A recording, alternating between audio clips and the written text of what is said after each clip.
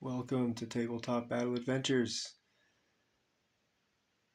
July 21st, 1861, 10:30 a.m. Part 3. Burnside's brigade is deployed. The leading brigade of Colonel David Hunter's division, and also the leading brigade on the flanking attack McDowell set in motion early this morning. That's Irvin McDowell, Brigadier General Irvin McDowell, commander of the Army of Northeast Virginia. Colonel William T. Sherman's brigade of Tyler's division. 3 regiments are marching to the Poplar Ford, and 1 regiment, the 2nd Wisconsin, and the Company E 3rd U.S. Artillery 6-gun battery is on the hills beyond Stone Bridge in the distance, near the Dalles. And they're going to get to shell. This is a correction. I made a mistake last time. The artillery for Sherman, the 6-gun battery, is going to be able to fire. They are not moving toward Poplar Ford. There's a couple other... we have Colonel Evans on ambush. He's the brigade commander for the 7th Brigade, Confederate Forces, the Army of the Potomac. He has 2 regiments here. 4th South Carolina, already volleyed.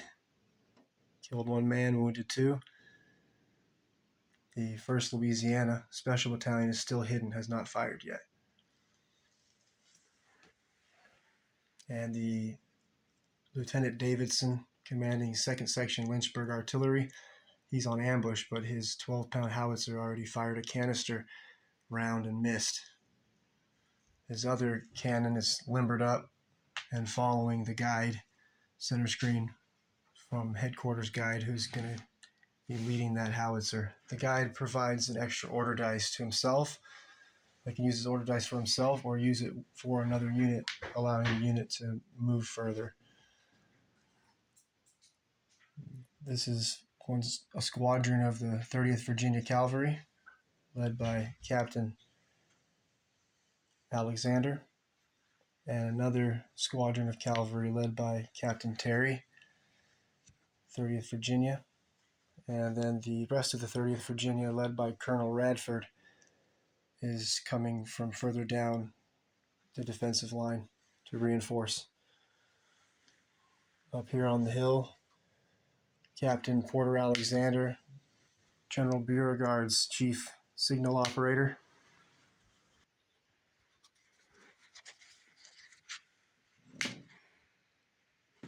And another headquarters unit is the soldier here in the brown uniform, and he's the engineer officer. He allows units to dig in quicker, to entrench quicker.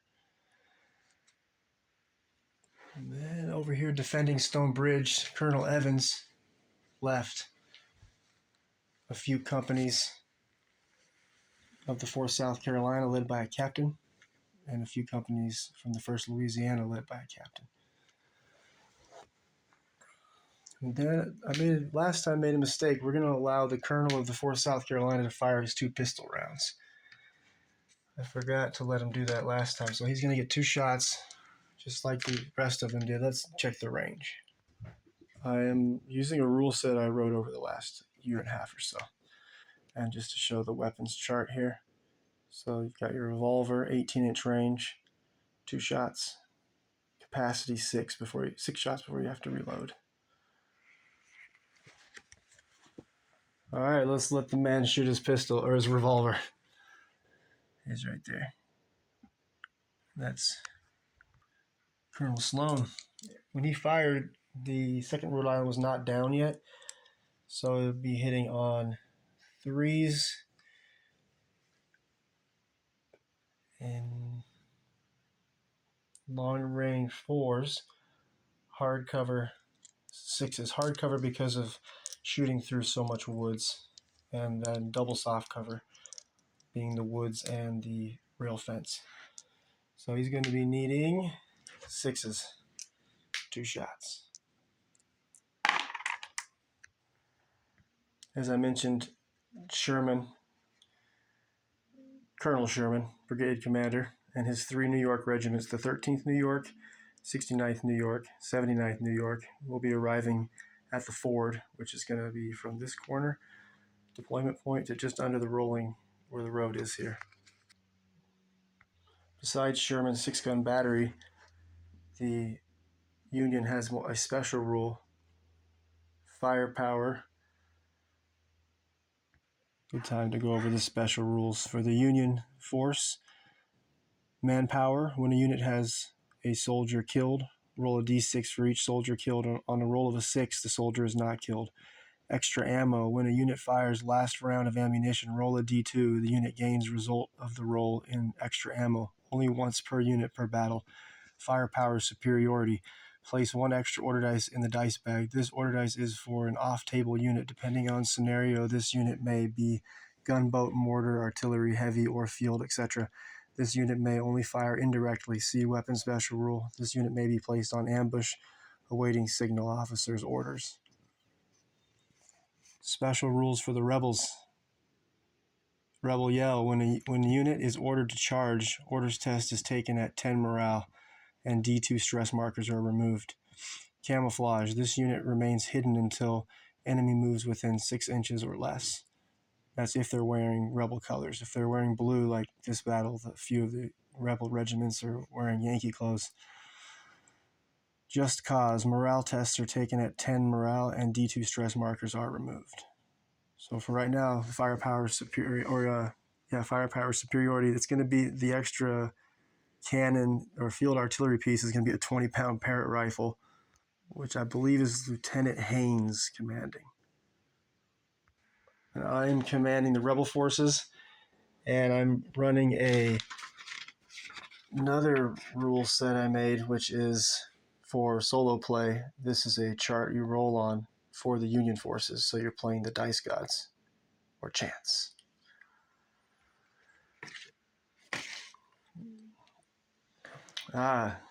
Confederate dice. But my plans are, I didn't go over that. Defend the bridge, of course. 30th Virginia here. If the Union forces bring in their artillery next turn up here on the hill, which is the only place to really go, maybe behind their troops, we have to roll to see which way they go. But if the dice say to go this way, my plan is to use this squadron of 30th Virginia Cavalry to at least try to steal 1 or 2 of the cannon and ride off with them this direction. Set them up over here to defend against Sherman's brigade when they arrive over here at turn 4. Also, Porter's brigade of 5 regiments and 2 cavalry regiments are coming in turn 4 also, behind, basically from right here from this road. So we have 5 regiments coming turn 4 from here, from Porter's brigade, plus the 2 cavalry regiments. And then here we have Sherman's 3 regiments coming. And then my plan with this squadron of 30th Virginia Cavalry and the howitzer and the guide is to send them up Dogan Ridge and see if I can get up there and get set up in time to drop some howitzer rounds from two different angles. And this 30th Virginia Colonel Radford's squadron, I'm going to split it in half. Half's going to go up over this Henry House Hill Road and head over to reinforce the squadron going to Dogan's Ridge. The other half of Colonel Radford, I'm going to send that squadron over to reinforce this squadron as they're making their move on the Union position. All right, Rebel Dice.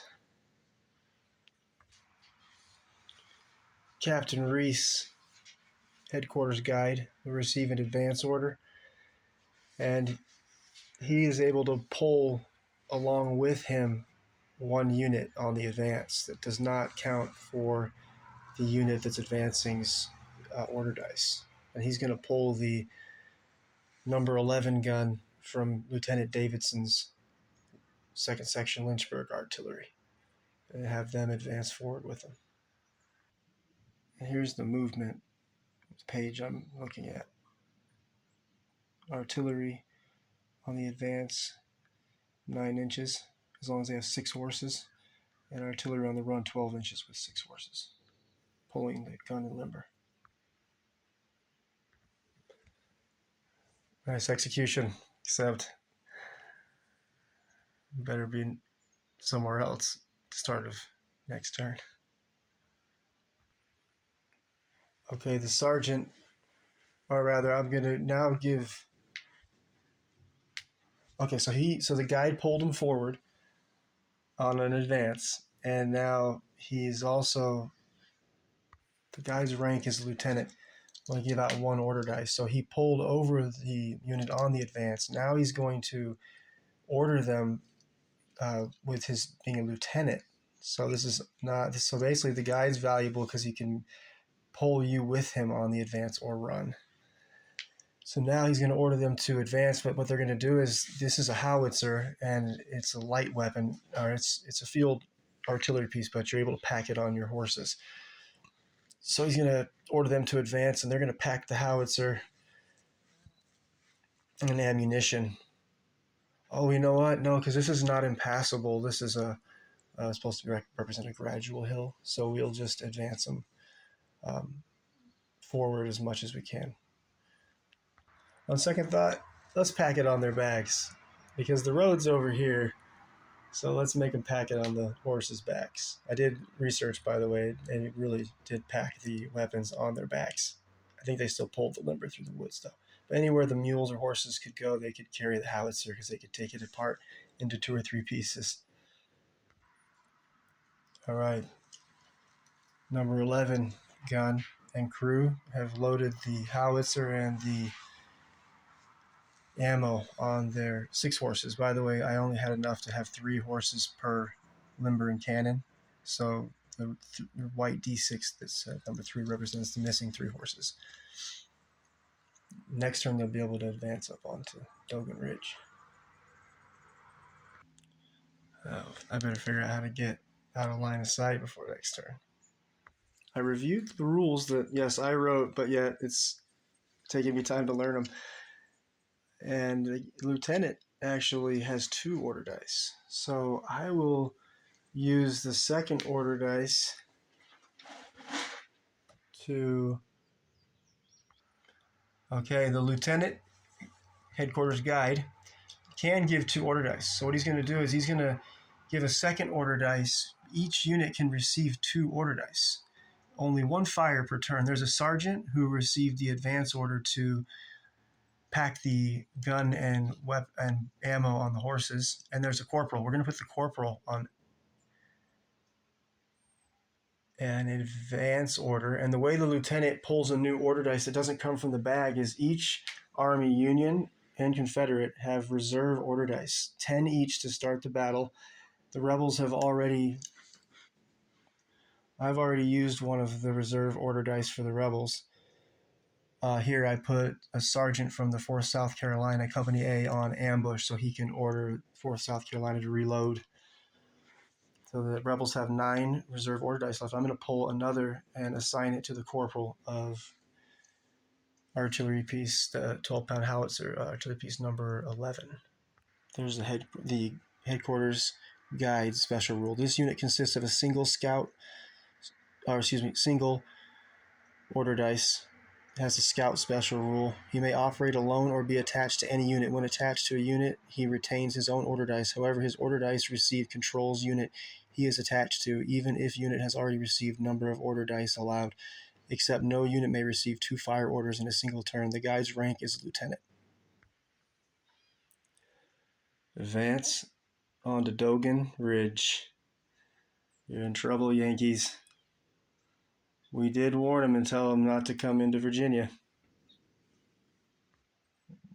9 inch up onto Dogan Ridge. Normally the advance would be 12 inches, but because they're carrying, 6 horses are carrying all of the gear, it's going to only be 9 inch. Oh, next turn we unlimber.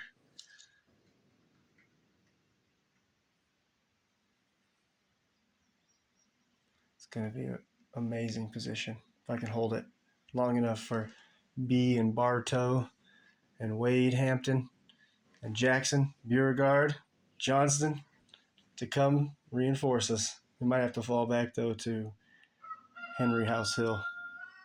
And right here where Colonel Radford and the 30th Virginia Squadron are coming from, this is known as the, I think it was the, let me check. It's the Rock Road, and this is where Wade Hampton, B and Bartow, actually B Bartow come, B, General B or Colonel B, Colonel Bartow, they'll be coming this way with their brigades, and Jackson eventually, down the Rock Road. This is the Rock Road running this way, and then toward Poplar Ford, where Sherman's going to be crossing. And then this is the Warrington Turnpike going this way. And then the road that runs from south, crosses the Warrington Turnpike and goes north, is the Manassas Sudley Road. Before we get to the next order dice, which is a Union order dice, I made a decision for the Union last time I played, and I'm not allowed to do that. So here is the equivalent to the Confederate guide that we just saw the action sequence from. And here in the center on the black horse is the Union's guide. This is, this is Lieutenant. What do you want the Union guide's name to be? Lieutenant Davy? For Uncle Davy? Yeah? Yeah. No. No. Okay, so we'll see. Should he go on ambush? On a 1-2-3 goes on ambush, which gives them an advantage next turn prior to the first dice. Any rebels and Yankees on ambush, they'll roll off with D6s, and whoever wins will be able to ambush first and have the initiative. So he'll on 1-2-3 he'll go on ambush. On a 4-5-6 he'll order with his ability the soldiers, some of the 2nd Rhode Island soldiers here, and they will advance up to their wounded comrades and try to revive them. I hope so. He's going on ambush. That's the better choice. Harder choice, but better. Oh, look at those guns up on Dogan Ridge. Oh, a gun, I mean. General McLilly has appeared. She swore off tabletop it was too gruesome. Oh, she put it on my character. My rebel horseman. Yes, with parts of my actual hair flowing out of the back, which looks gold right now. And my trusty dog, Dean Dean, in the front. I can't believe you put it on my character. So this is the Union's off-table asset for their special rule firepower superiority, and it's a 20-pound Parrott rifle. And so the way it works is the Union cannon firing indirectly or Rebel cannon firing indirectly can only hit on a 7. But we roll with a miss. We roll 2d6 and a scatter dice and see where the round is going to land. Oh, you missed. Which could be good. Or Scatter. 2d6 and a scatter dice. Oh, you're going to blow up the woods. You're rolling the dice. That's all. Close one. Almost had to eat all the farm animals. Yummy. 3rd U.S. Artillery Company E. Captain Ayres commanding this 6-gun battery. It's positioned on the opposite side Stone Bridge from Evans' skirmishers defending Stone Bridge. Gun number 1, 12-pound Napoleon, receives a fire order. Why do you're not going to move the fire marker? No. The same spot? No. Why? Because they were going to kill Sherman. Oh, because I told her my character's squadron, well, I'm not the leader, but I'm a private, but Captain Terry's squadron with the sword raised, his mission is to capture 2 cannon from the 2nd Rhode Island Artillery, which I'm hoping by chance comes in here and I can steal a cannon or 2. Or wait till turn 4 when Sherman comes over this way and then assassinate Sherman with this hit squad here so that Sherman can't burn the South in the future. Okay, here we go. Oh, you missed. Thank goodness. 2d6 and a scale. Okay, I'm ready. Oh, you blow up the forest again. The second shot lands an inch closer than the first. Next order dice. All right. Same battery. Captain Ayers. Gun number 2. 12-pound Napoleon. Fire. Okay. Same stinking rebel. My characters. Oh, it's a miss. Okay, hold on. All right, fire. Okay. You're hitting the woods again. Oh, if a fence gets hit, it's removed from the battle. The woods, we don't do that because woods are tougher than fences. Sometimes chance is so great. I was planning on coming to capture these cannons I'm hoping are going to arrive on Matthews Hill, and just by chance, the missed shot is going to land on the fence rails and destroy them. And I was figuring out how I was going to stop my men, take the fences apart, so I can hook up to the cannons over here somewhere, and then I can escape with the cannons this way and set up the cannons in this road over here, and then boom, boom, boom. 2 cannons on Sherman. Perfect shot. Keep it up, Ayers. What's Ayers? The commander, Captain Ayers, whose cannons are over here on top of the Baby Doll Mountain, firing their cannons. How many fences are damaged? Let's just knock one of them out. Keep it fair. Yeah? 1 explosion, 1 fence piece? All right. And the fence will stay because it's rough ground now to get through there. So to advance over it, you lose an inch. To run across it, you can't do it. So now you have to advance across the rough ground. Captain Ayers' battery. I'm pretending they're shooting snowballs. Gun number 4. 1,000,000. 3-inch ordnance rifle. Fire. Same ugly rebel. Okay, now you need another roll of a 6 to hit, because you're firing blindly, right? Okay, I'm ready. You rascal. Okay, if you roll another 6, then you get to pick exact spot the marker goes. If you miss, then I pick because it's your indirect fire and you can't see. Relief. Okay, I'm gonna take D3 plus 1 hits. So go ahead and roll 1d6. So I take 3 hits. We forgot to roll for the stress markers.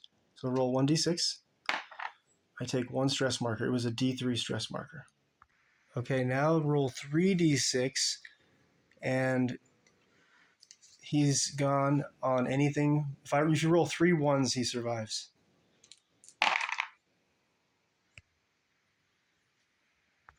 Boom! Boom shakalaka!